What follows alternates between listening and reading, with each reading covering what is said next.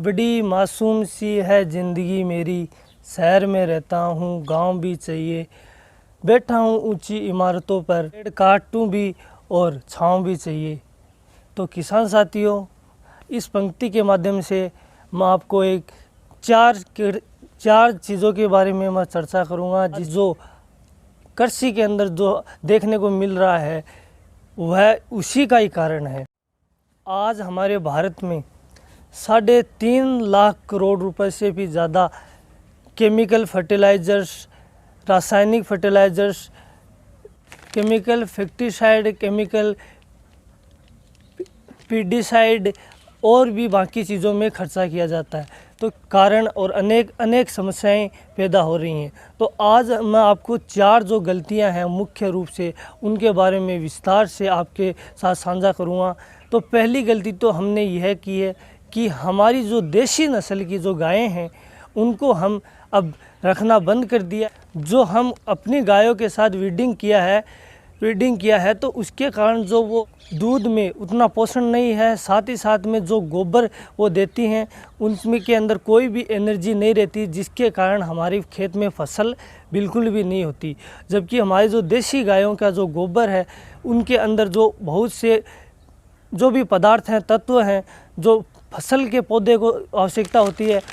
दूसरा कारण किसान साथियों यह है कि जो हमारा देसी बीज था उसको हमने कंटामिनेटेड कर दिया है, संक्रीकृत कर दिया है, जिसकी वजह से हमारे जो फसल के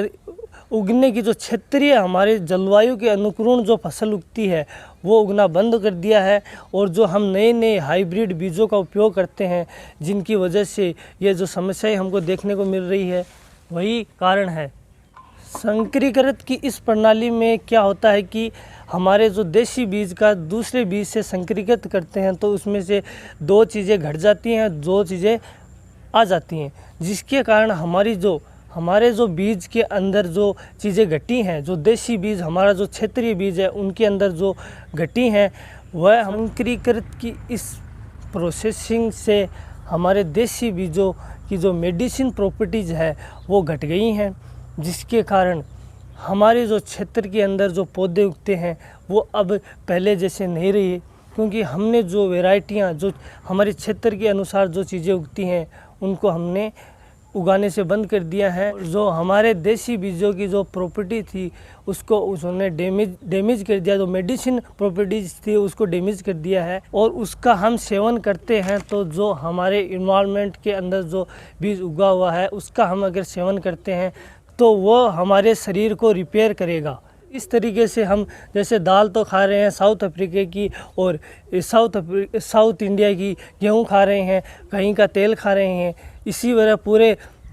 पूरे संसार का जो भोजन है वो हम हमारी थाली में रख के खाते हैं, जिसकी वजह से जो वातावरण के अनुकूल जो भोजन है उनकी वजह से जो बीमारियां फैल रही हैं वह इन्हीं का ही कारण है।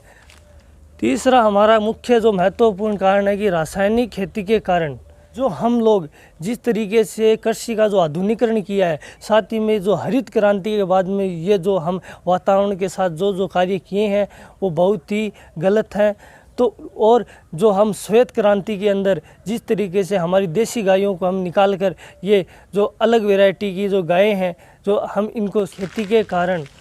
जिस तरीके से स्कूल महाविद्यालय के बजाय ये जो अस्पतालों की संख्या बढ़ी है, तो ये कहीं न कहीं हमें समझना चाहिए कि हमने कहीं न कहीं वातावरण पर्यावरण के साथ बहुत गलती की है। और चौथा पॉइंट है हमारा बेसिक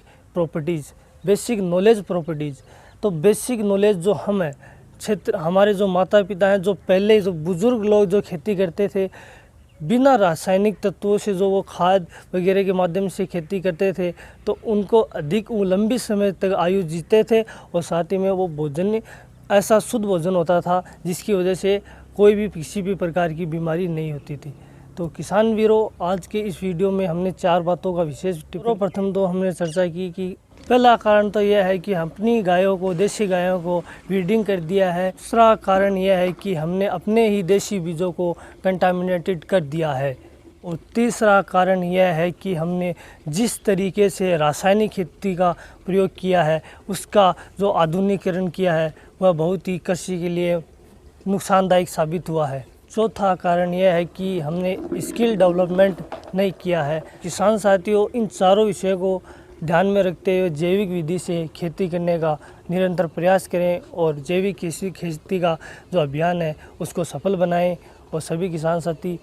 चैनल से जुड़े रहें। वीडियो को लाइक नहीं किया है तो लाइक करें और चैनल को सब्सक्राइब करें और जुड़े रहें सभी साथी और सभी को शेयर करें और मिलते हैं अगली वीडियो में। तब तक के लिए राम राम।